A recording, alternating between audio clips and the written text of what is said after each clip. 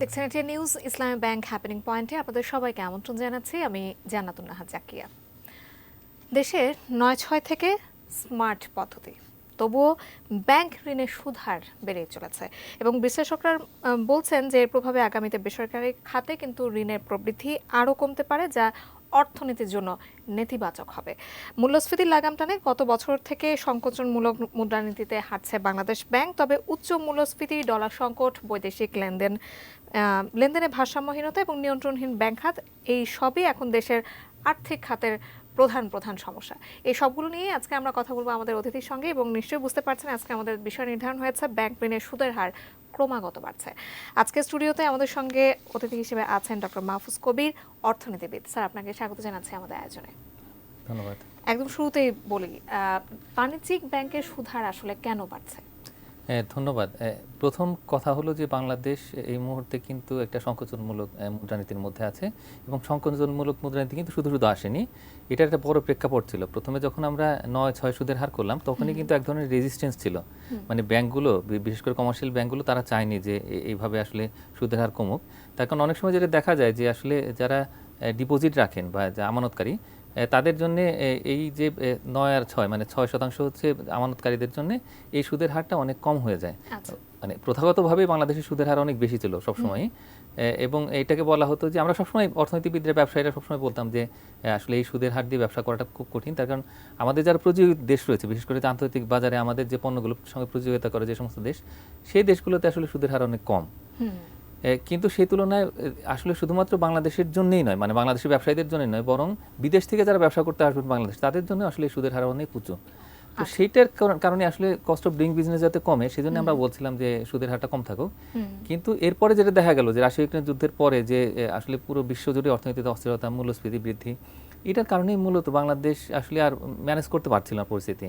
তো যার ফলে এই মূল্যস্ফীতিটা কমানোর জন্যই মূলত আসলে সুদের হার বাড়ানো হয়। এবং সুদের হার বাড়ানোর আগে আসলে আমরা কতগুলো কাজ করি, যেমন নীতি সুদের হার, বিশেষ করে যে বাংলাদেশ ব্যাংকের সঙ্গে বাণিজ্যিক ব্যাংকগুলোর যেরকম ঋণের ক্ষেত্রে যে সুদের হার, সেটাকে আমরা প্রথমে বাড়িয়ে দিলাম। এটা একেবারে ট্রেডিশনাল যে ম্যাক্রো ইকোনমিক যে পলিসি, তো এটা বলে পৃথিবীর সব দেশই বাড়াচ্ছে, তো অবস্থায় আমরা বাড়িয়েছি। তো এটার সঙ্গে সমন্বিত করতে গিয়ে দেখা গেল যে আমরা একটা স্মার্ট রেট এটা ইমপ্লিমেন্ট করছি, যে ট্রেজারির যে বিল, সেটার যে ইন্টারেস্ট রেট, সেটার সঙ্গে কিছুটা আমরা স্প্রেড ধরে একটা সুদের হার তৈরি করলাম। তখন 10, 10.5, 11 এরকম করতে করতে কিন্তু এখন একটা পর্যায়ে এমন অবস্থা হয়েছে যে সুদের হার আসলে অনেকটাই বেড়ে গেছে। মানে কৃষি ঋণে যেখানে সুদের হার 4-5% মতো ছিল, সেটা কিন্তু এখন আসলে 12% উপরে চলে গেছে। এই যে বৃদ্ধিটা হচ্ছে, তাতে কৃষি, শিল্প এবং সেবা খাতে এই মুহূর্তে সুদের হারটা কেমন জানতে চাই। আসলে 3 খাতে 3 রকমের আসলে সুদের হার। মূলত বলবো যে কৃষি খাতে সব রকমের সুদের হার, যেটা সর্বোচ্চ হার, সেটা হচ্ছে আসলে মানে 12.5%-এর উপরে, মানে 12.55%। এটা ডিক্লেয়ার্ড একটা রেট, হ্যাঁ, এবং হাইয়েস্ট রেট এটি। এখন শিল্প খাতে বিভিন্ন রকমের রেট রয়েছে, তবে এর মধ্যে যেটা একদম মেইন স্ট্রিম রেট, সেটা হচ্ছে যে 15.5%, যেটা আসলে অনেক দিন পরে, মানে অন্তত আমি বলবো যে 1 দশক পরে আসলে এত সুদের হার আমরা দেখতে পাচ্ছি। হ্যাঁ, তো এবং এর মধ্যে আসলে তেমন কোনো ভ্যারিয়েশন নেই, মানে এই শিল্প খাতে মোটামুটি এরকমই আসলে রেট। কোনো জায়গাতে আসলে মিনিমাম যে ইন্টারেস্ট রেট, সেটা হয়তো 13%-এর মতো, কিন্তু আসলে ম্যাক্সিমামটাই এখানে আসে। এবং একই সঙ্গে এটার সাথে আরও প্রসেসিং ফিও রয়েছে, যেটার কথা আসলে ব্যাংকগুলো বলে না, শুধুমাত্র ডিক্লেয়ার ততটুকুই বলে। আর এটি ছাড়াও সেবা খাতের মধ্যে বিভিন্ন রকমের উপখাত রয়েছে। এর মধ্যে কতগুলো খুব পিকুলিয়ার রেট রয়েছে আর কি, যেমন এই যে প্রফেশনাল বা ডক্টরদের জন্য যেটি, সেটি 16%। আবার যদি আমরা ধরি যে রিয়েল এস্টেট সেক্টর কত, একদম ফ্ল্যাট 16%। আবার আমরা যদি গাড়ি কিনতে যাই তাহলে 15.5%। তো এরকম করে ইভেন আমরা যদি রিপেয়ার করতে যাই বাড়িঘর, সেখানেও 16%। আবার ফ্ল্যাট কিনতে গেলে 16%। এইভাবে করে আবার কনজিউমার যদি ইন্টারেস্ট রেট বলি, তাহলে সেটা বিশেষ করে ক্রেডিট কার্ডের ক্ষেত্রে 20% বলা হয়েছে, কিন্তু এখন শোনা যাচ্ছে এটা নাকি 21% হয়ে গেছে। তার মানে হলো যে এই যে রেটটা আসলে ডিক্লেয়ার করা হয়েছে ব্যাংকগুলোতে, মানে শিডিউল ব্যাংকগুলোতে, সেটা আসলে এখন নেই। মনে হচ্ছে যে হয়তো 0.5 বা 1% পয়েন্ট এটা অলরেডি বেড়ে গেছে এই গত 1 মাসের মধ্যে। তো এই হচ্ছে পরিস্থিতি। এবং এর মধ্যে আরও যেটা সবচেয়ে উদ্বেগের বিষয়, সেটা হলো যে এনজিও যারা হচ্ছে একেবারে দরিদ্র মানুষকে, প্রান্তিক মানুষকে ঋণ দেয়, তো তাদের জন্য আসলে যে ব্যাংকের যে সুদের হার, মানে এনজিওরা আসলে এখান থেকে লোন করবেন 15.5% করে, আবার সেটার সঙ্গে কিছুটা স্প্রেড অ্যাড করে তারপরে তারা যখন দিবেন, তখন তাহলে পরিস্থিতি কেমন দাঁড়ায়। মানে আসলে যারা শিল্পপতি, তাদের জন্য এমনিতেই অনেক ইন্টারেস্ট রেট, এসএমইর জন্যও 15.5%, কিন্তু গরিব মানুষের জন্য, একেবারে গ্রামে যারা বাস করেন, তাদের জন্য কিন্তু সুদের হার গিয়ে দাঁড়াচ্ছে 25-26%। মানে এই যে পরিস্থিতি, এটা কিন্তু একেবারে অসহনীয় পরিস্থিতি হয়ে দাঁড়িয়েছে। মানে পুরো ব্যবসা বাণিজ্য প্রবৃদ্ধি সবকিছুর জন্য আসলে এটা একটা বড় রকমের অন্তরায় তাহলে হয়ে কি দাঁড়িয়েছে। ব্যাংক ঋণ নেওয়া কমে যাবে না? অবশ্যই ইতিমধ্যে কমে গেছে, তবে এটার জন্য আসলে যারা ডিমান্ড সাইডে রয়েছেন, বিশেষ করে যারা বিনিয়োগকারী, তাদের দিক থেকে যে রেসপন্সটা এরকম হয়েছে বিষয়টা এরকম নয়। ইতিমধ্যে যদি একটু খেয়াল করেন দেখবেন যে বাংলাদেশ পরিসংখ্যান ব্যুরো তারা বলছে যে 24 থেকে 25% মতো private investment two GDP ratio এসছে। আচ্ছা। হ্যাঁ, কিন্তু এইটা হওয়ার কথা ছিল প্রায় 30% এর মধ্যেই। মানে কোভিড-19 এবং তারপরে রাশিয়া ইউক্রেন যুদ্ধ, এই সময় যে আমরা 5-6 বছর পার করেছি, তো সেইখানে কিন্তু আমাদের অর্থনীতি আরেকটা উচ্চতায় যাওয়ার কথা ছিল, আচ্ছা। কিন্তু সেটা আমরা যেতে পারিনি। তো এই যে সুদের হার যে বেড়ে গেল হঠাৎ করে, এতে করে এই যে বিনিয়োগের উপরে একটা নেতিবাচক প্রভাব পড়েছে। বিনিয়োগকারীরা এখন অনেকটাই হতাশ হয়ে পড়েছেন। তাদের যে বিভিন্ন রকমের সুযোগ সুবিধা প্রণোদনা যেগুলো ছিল সেগুলো কমছে একদিকে, অন্যদিকে আবার সুদের হার বেড়ে যাচ্ছে, যার ফলে তাদের কিন্তু কস্ট অফ ডুইং বিজনেস কিন্তু অনেক হাই এখন। যে সংকটটা আসলে তৈরি হচ্ছে, এই সংকট থেকে উত্তরণের কি উপায়? এখন এই সংকট থেকে উত্তরণ হওয়াটা কিন্তু এতটা সহজ নয়, তার কারণ আমাদের আসলে পরিস্থিতি, বিশেষ করে আমি মনে করি যে বাজার পরিস্থিতি, সেটা নিয়ন্ত্রণে আসতে হবে। যে মূল্যস্ফীতি নিয়ন্ত্রণের জন্যই মূলত আমরা এই কাজগুলো করছি। তো এখন যেটি হয়েছে, একটা হলো যে উচ্চ সুদের হার, সেটা একটা বাস্তবতা, কিন্তু এর পাশাপাশি আর একটা রূঢ় বাস্তবতা রয়েছে। সেটি হলো যে আজ থেকে ইভেন 10 বছর আগে আমরা যে দেখতাম, সেটা হলো যে প্রাইভেট ক্রেডিট গ্রোথ, সেটা ছিল 17 থেকে 18%, এবং বাংলাদেশ ব্যাংক সবসময় তার মনিটারি পলিসিতে বলতো যে না, এটা আরেকটু ফ্লেক্সিবল হতে পারে, মানে যদি প্রয়োজন হয় প্রাইভেট সেক্টরে বা বিনিয়োগের জন্য যদি আসলে দরকার হয়, তাহলে সেই ক্ষেত্রে আরও এটা বাড়তে পারে। কিন্তু এখন দেখা যাচ্ছে যে আসলে প্রাইভেট ক্রেডিট গ্রোথ হচ্ছে, পলিসিতেই বলছে যে 10%-এর নিচে থাকবে, আসলে রিয়েলিটিতে দেখা যাচ্ছে যে সেটা আরও কমে যাচ্ছে। তো এই যে পরিস্থিতি, সেটা থেকে বের হওয়াটা আসলেই দুঃসাধ্য আমি মনে করি।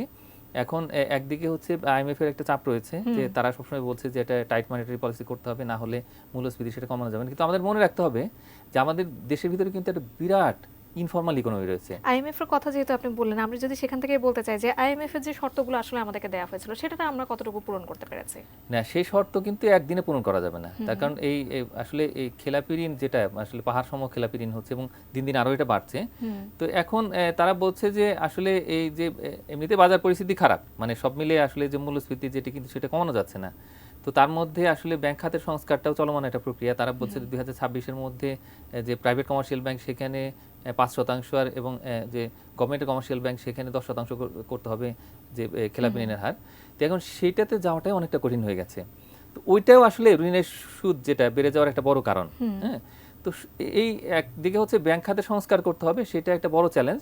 আর অন্যদিকে যে আমরা এমনিতেই কঠিন একটা মূল্য যে স্ফীতির পর্যায়ে রয়েছে, এবং সেটার জন্য একটা সংকোচনমূলক মুদ্রানীতির মধ্যে দিয়ে যাচ্ছি, সেটারও ফলাফল কিন্তু বাজারে ভালো হচ্ছে না। একদমই তাই। ব্যাংক খাতের সংস্কারও আসলে যেসব উদ্যোগ নেওয়া হচ্ছে, এবং আমরা পাশাপাশি দেখতে পাচ্ছি যে মূল্যস্ফীতি কমানোর জন্য যে উদ্যোগ নেওয়া হচ্ছে, সেটা আরো মূল্যস্ফীতি বাড়ানোর একটা শঙ্কাও তৈরি হয়ে যাচ্ছে।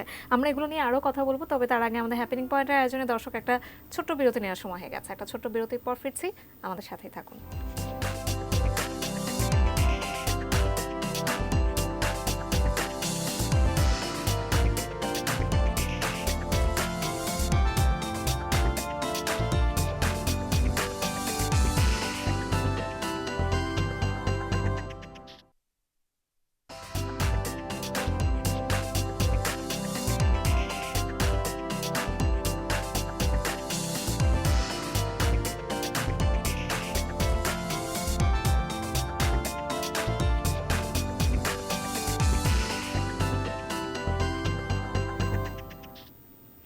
বিরতির পর আরও একবার আমন্ত্রণ জানাচ্ছি আমাদের আজকে হ্যাপেনিং পয়েন্টের আয়োজনে, এবং আজকে আমরা কথা বলছিলাম দেশে ব্যাংক ঋণের সুদের হার ক্রমাগতভাবে বাড়ছে, এবং আজকে নিয়ে কথা বলার জন্য ডক্টর মাহফুজ কবির, অর্থনীতিবিদ, আমাদের সঙ্গে আছেন উপস্থিত স্টুডিওতে। স্যার, আমরা কিছুক্ষণ আগে আসলে ব্যাংক ঋণের মূল্যস্ফীতি, ডলার সংকট, এগুলো নিয়েই কথা বলছিলাম। যদি বলি যে মুদ্রানীতি ঘোষণা করতে যাচ্ছে বাংলাদেশ ব্যাংক, এবং সেখানে এটা কতটুকু চ্যালেঞ্জ হিসেবে দেখা যাবে আসলে? হ্যাঁ, আসলে আমাদের যে প্রবৃদ্ধির এখন লক্ষ্যমাত্রা, এবং গত 2 বছরে আমরা যে প্রবৃদ্ধি অর্জন করলাম, তো সেগুলো যদি আমরা চিন্তা করি, তাহলে সেই ক্ষেত্রে প্রবৃদ্ধির সঙ্গে আসলে এই বিনিয়োগের একটা বড় সম্পর্ক রয়েছে, মানে ইতিবাচক সম্পর্ক। এখন বিনিয়োগ যে পর্যায়ে রয়েছে, বিশেষ করে প্রাইভেট ইনভেস্টমেন্ট, তো সেই জায়গা থেকে কিন্তু আমরা সেরকম প্রবৃদ্ধি অর্জন করতে পারবো না। আর মূল্যস্ফীতির ক্ষেত্রে যে দেখলাম আমরা গত 6 মাসে, যে আসলে এই কঠোর মুদ্রানীতি নিয়ে কিন্তু আমরা আসলে খুব একটা লাভ করতে পারিনি। এখনও কিন্তু সেই মূল্যস্ফীতি 10-এর উপরে, বিশেষ করে খাদ্য মূল্যস্ফীতি। তো এই অবস্থায় একটুখানি প্রাগম্যাটিক হতে হবে বাংলাদেশ ব্যাংককে, বিশেষ করে যে আমরা মুদ্রানীতি করব, ঠিক আছে, কিন্তু আসলে সবার উপরে তো হচ্ছে অর্থনীতি, তাই না? এখন অর্থনীতির ক্ষতি করে মুদ্রানীতি করে আসলে আমাদের কী লাভ? আর যতই আমরা কঠোর হব মূল্যস্ফীতি নিয়ন্ত্রণের ক্ষেত্রে ততই কিন্তু আবার মূল্যস্ফীতি উস্কে যাবে, তার কারণ যেহেতু আমাদের ঋণটাও অনেকটা কমে যাচ্ছে প্রাইভেট সেক্টরে এবং সুদের হার অনেক বেশি। তো এই অবস্থায় একটা ব্যালেন্স আমরা করবো কিনা, ঠিক আছে বাজারটাকে আমরা পুরোপুরি ছেড়ে দেবো না, কিন্তু বাজারের ব্যবস্থাপনাগত উন্নতি করে এখানে ঋণের ক্ষেত্রে কিছুটা যদি ফ্লেক্সিবল থাকে, তাহলে সেই ক্ষেত্রে আসলে আমি মনে করি যে বোধহয় একটা ভালো ফলাফল পাওয়া যাবে। তার কারণ তখন কিন্তু বিনিয়োগকারীরা বিনিয়োগ বেশি করবেন। ইনফর্মাল সোর্সগুলোর থেকে চড়া সুদে যে এখন আসলে ঋণ নিচ্ছেন ব্যবসায়ীরা, বিশেষ করে ছোট মাঝারি ব্যবসায়ী যারা রয়েছেন তারা, অনেক সময় পাইকারি খুচরা ব্যবসা যেগুলা, তো সেগুলোর ক্ষেত্রে যেহেতু ব্যাংক থেকে ওইভাবে লোন পাওয়া যায় না এখন সংকোচনমূলক মুদ্রানীতির কারণে, তো সেই অবস্থায় যদি এরকম কিছু ব্যবস্থা করে দেওয়া যায় যে না ঠিক আছে একটু ফ্লেক্সিবল, বিশেষ করে সার্ভিস সেক্টরে লোন, এবং একই সঙ্গে রিয়েল এস্টেট সেক্টরে এখন এত উচ্চ সুদের হার, যেটা দিয়ে বা কনজিউমার লোন এখন 20% 21% হয়ে যাচ্ছে সুদের হার, তো এই অবস্থায় আসলে পুরো অর্থনীতি কিন্তু আসলে স্থবির হয়ে যাবে। আর ওই দিক দিয়ে যারা মহাজন তারাও কিন্তু অনেকটা চাঙ্গা হয়ে যাবে। তো এই অবস্থায় হচ্ছে এখন এইটা একটা আরেক ধরনের দুষ্টচক্র তৈরি করবে। একদমই একটা বৈষম্য আসলে সৃষ্টি হয়ে যাচ্ছে। আমরা যদি বলি যে জনসাধারণের মাঝখানে কিন্তু অর্থনীতি নিয়ে আগ্রহ আছে, কিন্তু অর্থনীতি কঠিন ভাষা তারা বোঝেন না। যারা ছোট ছোট ব্যবসা আছেন বা ব্যবসায়ী আছেন, তারা আসলে একটা প্রশ্নই জানতে চান যে আসলে এই যে ব্যাংক ঋণের সুদ হার বৃদ্ধি পাচ্ছে, তাতে আসলে কার লাভ হচ্ছে, কার ক্ষতি হচ্ছে? আসলে বাণিজ্যিক ব্যাংকগুলোর অনেক লাভ হচ্ছে, তার কারণ এর মধ্যে যে যখন 6% সুদের হার ছিল তখন কিন্তু তাদের অনেক ক্ষতি হয়েছে, তার কারণ তাদের স্প্রেডটাও কম ছিল, আর অন্য দিক দিয়ে তারা কিন্তু আসলে আমানতগুলো ওইভাবে সংগ্রহ করতে পারছিল না নিচের আমানতের সুদের হার হওয়ার কারণে। তো এখন যেহেতু আমানতের সুদের হার বেড়ে গেছে, অনেকেই আগ্রহ প্রকাশ করছেন আসলে এই যে আমানত দিতে। এখন এই অবস্থায় এবং যেহেতু আবার ঋণের সুদের হার অনেক বেশি এবং স্প্রেডও এখানে দেখা যাচ্ছে বেশি, তো সুতরাং ব্যাংকগুলো লাভ হচ্ছে এবং তারা ক্ষতি পুষিয়ে নিচ্ছে। তো কিন্তু তার মূল্য দিতে হচ্ছে কিন্তু অর্থনীতিকে, তার কারণ যেহেতু মূল্যস্ফীতি কমছে না, তার মানে কি বাজারে যারা ব্যবসায়ী তারাও কিন্তু চড়া দামে বিক্রি করছেন পণ্য, তারাও লাভ করছেন। তো আলটিমেটলি ব্যাংকের লাভ যেমন তেমনি করে ব্যবসায়ীদেরও লাভ। মাঝখানে ক্ষতিগ্রস্ত হচ্ছে জনগণ, মাঝখানে ক্ষতিগ্রস্ত হচ্ছে প্রবৃদ্ধি, বিনিয়োগ, এগুলো।